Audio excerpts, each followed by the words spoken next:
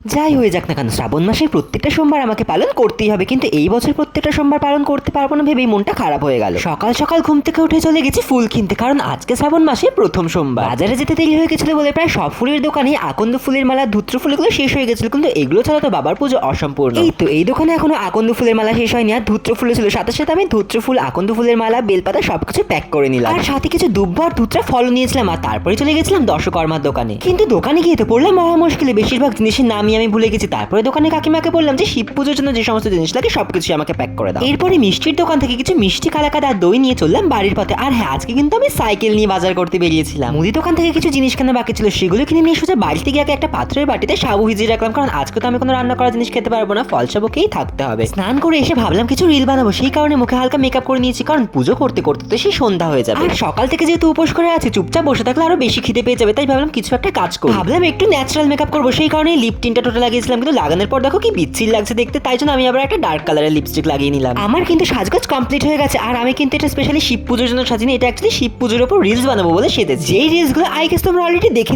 দেখেছো কিন্তু কমেন্ট করে জানিও। কিন্তু যাক বাবা, সব ভিডিও করা কমপ্লিট হলে এবার পুজো দিতে বসি। প্রথমেই ফুলের ঝুড়ি থেকে সমস্ত ফুল আর দুব্বগুলো বেছে নিয়েছিলাম, জানো তো এই দুব্ব বাজতে আমার প্রচন্ড কষ্ট হয়ে যায়। এই দেখো ধুত্রা ফল, আচ্ছা এটা খেলে কি মানুষ পাগল হয়ে যায়? এটা কি সত্যি? তোমরা যদি জেনে থাকো আমাকে কিন্তু অবশ্যই কমেন্ট করে জানিও। দাঁড়াও, আগে একটা থালায় ঠাকুরের সমস্ত প্রসাদগুলো সুন্দর করে সাজিয়ে নিই। প্রথমে মিষ্টির প্যাকেট থেকে মিষ্টি আর কালাকাঁদটা বের করে সাজিয়ে নিলাম, তারপর একটু সাবু, কলা আর বাতাসাও দিয়ে দিলাম। আর হ্যাঁ, আমি কিন্তু অত নিয়ম টিয়ম কিছুই জানি না, যতটুকু পেরেছি ততটুকুই করেছি। আর এদিকে ঝুলিতে ঠাকুরকে নিবেদন করার জন্য 5 রকমের 5টা ফল রেখেছি, কলা, মুসম্বি, নাশপাতি, আপেল আর আম। এরপরে আমার ভলুকে স্নান করানোর সব জোগাড় যন্ত্র শুরু করলাম। প্রথমেই পঞ্চামৃত মানে দুধ, দই, ঘি, মধু, চিনি বের করে রাখলাম। ঘি, দুধ, দই আর মধু শুধু বের করে রাখলাম, কিন্তু চিনিটা যেহেতু অনেক শক্ত হয়, সেই কারণে আমার একটা ফ্রেন্ড বলেছিল চিনিটাকে ভালো করে গুঁড়ো করে দিতে। ও আমাকে খুব সুন্দর করে বুঝিয়েছে, জানো তো, যে আমাদের গায়ে যদি কখনো এরকম শক্ত বড় দানা চিনি ঘষা হয়, তাহলে তো আমাদের ব্যথা লাগবে, সেরকমই ঠাকুরের ব্যথা লাগে। তাই আমি যাতে আগে চিনিটাকে ভালো করে গুঁড়ো করে মিহি করে নিই, আর তারপরে ঠাকুরের গায়ে লাগে। সত্যি তো, ঠাকুরও তো আমাদের ঘরেরই একজন সদস্য, ওর ব্যথা লাগুক সেটা নিশ্চয় আমরা কেউই চাই না। এরপরই কপালে ভালো করে তিলক কেটে নিলাম। সত্যি শিবের পুজো দিচ্ছি, একটু তিলক না কাটলে চলে? মাঝে একটা কুমকুমের ফোটাও দিয়েছিলাম। তোমরা কারা কারা এরকম তিলক কাটতে পছন্দ করো আমাকে কিন্তু অবশ্যই কমেন্ট করছেন। আর পাশে যেহেতু মা বসছিল, মাকে একটু তিলক কেটে দিলাম। শ্রাবণ মাসের প্রথম সোমবারটা তো ভালো মতোই করছি, কিন্তু প্রত্যেকটা সোমবার না এবছর করা হবে না, সেই কারণে মনটা খুবই খারাপ হয়ে গেছিল। ঘিয়ের প্রদীপ আর ধূপকাঠি ধরিয়ে ভোলে বাবার অভিষেক শুরু করলাম। ও হ্যাঁ, যেটা বলছিলাম, এবছর প্রত্যেকটা সোমবার পালন করতে পারবো না ভেবে খুবই মনটা খারাপ হয়ে গেছিল, কারণ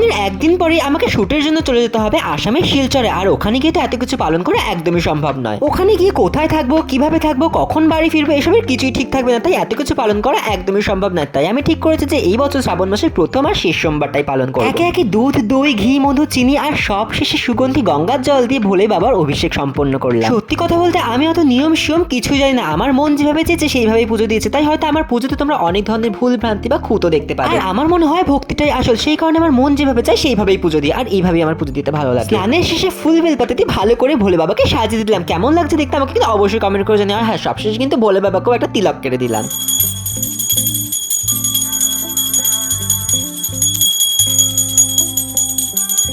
আরতি করে শ্রাবণ মাসের প্রথম সোমবারের পুজো সম্পূর্ণ করলাম। এরপরে ফ্রেশ হয়ে ভালো করে স্নান করে মেকআপ রিমুভ করে বসে পড়েছি খেতে। সাবু মাখা ঠাকুরের প্রসাদ খেয়ে আজকের উপোস ভাঙলাম। আর তোমাদের এই ব্লগটা কেমন লাগলো আমাকে কিন্তু অবশ্যই কমেন্ট করে জানিও। আজকের জন্য টাটা, দেখা হচ্ছে অন্য ভিডিওতে। খুব ভালো থেকো।